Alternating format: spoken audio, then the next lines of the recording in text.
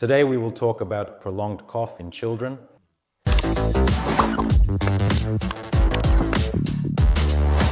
The problem is very common, the problem is relevant, and the problem greatly reduces the quality of life because a constantly coughing child suffers from this and also begins to scare and annoy his parents. It often happens. Practically no family avoids prolonged cough in children, but parents rarely know what to do with it because not all doctors even know the tactics for prolonged cough.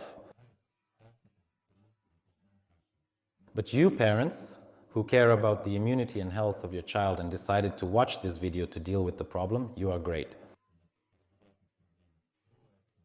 And today I will tell you what actions you absolutely need to take in order to deal with a prolonged cough. The first thing I want to tell you is that chronic cough is a symptom. However, today we are discussing prolonged, not chronic cough. Well, no matter what kind of cough it is, acute, prolonged, or chronic, it's a symptom. A symptom of some kind of disease. And your main task as a parent and your child's treating doctor is to figure out what disease the cough is a symptom of. The main problems that can trigger a prolonged cough are inflammatory changes in the child's throat, in the larynx. Very often there is a flow from the nose, from the nasopharynx into the throat due to problems with the adenoids, due to problems with the nasal sinuses. Begins to stagnate in the throat. It irritates him, triggers a prolonged cough. There may be problems with the lower respiratory tract, prolonged bronchitis, tachycardia.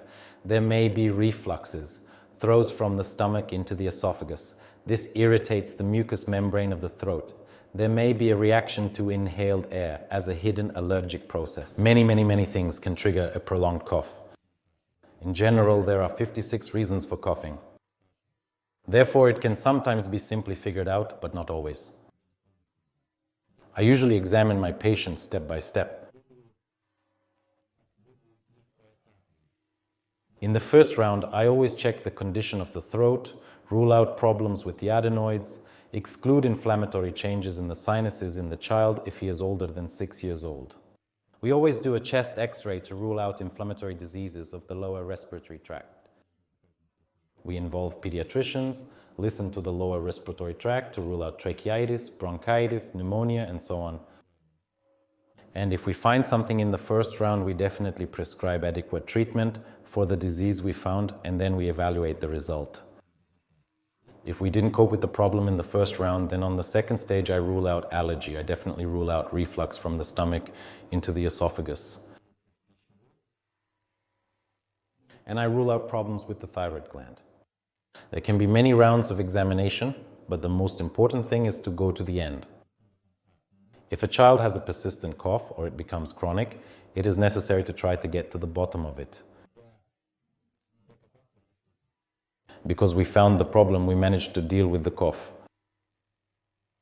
Of course, while you are looking for this disease that triggers a persistent cough, you need to help the child. You need to moisten the respiratory tract. Firstly, the cough decreases. Secondly, the immune system throughout the respiratory system is strengthened, which will help fight chronic cough on its own. Taking care of the temperature and humidity of the surrounding air is very important.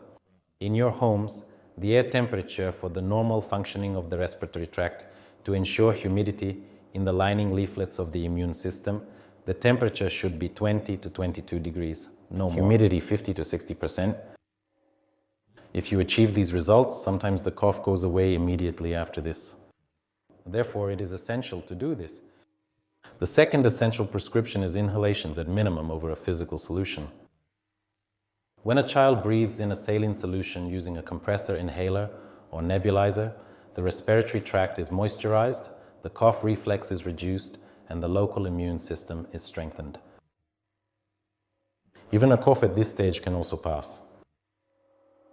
If we detect issues with the lower respiratory tract or throat, we add something to the saline inhalation.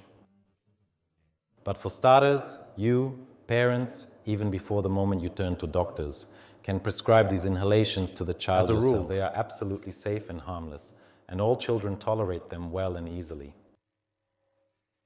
If you have humidified the surrounding air, lowered the temperature, done inhalations, but the child is still very tormented by coughing, especially at night. The poor thing does not sleep, suffers, you do not sleep, wake up, then such a cough can be blocked. As long as pediatricians have listened to you and ruled out problems with the lungs and bronchi, that is, there is no need to cough up phlegm, and the child will not choke on this phlegm at night if we block this cough.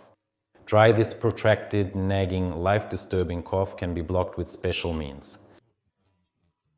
Previously, codeine-based drugs were used. They are still sold to this day, but we are moving away from that now. There are modern means that allow us to block a protracted cough, a nagging cough, a tormenting cough at the central level, but these are non-codeine drugs.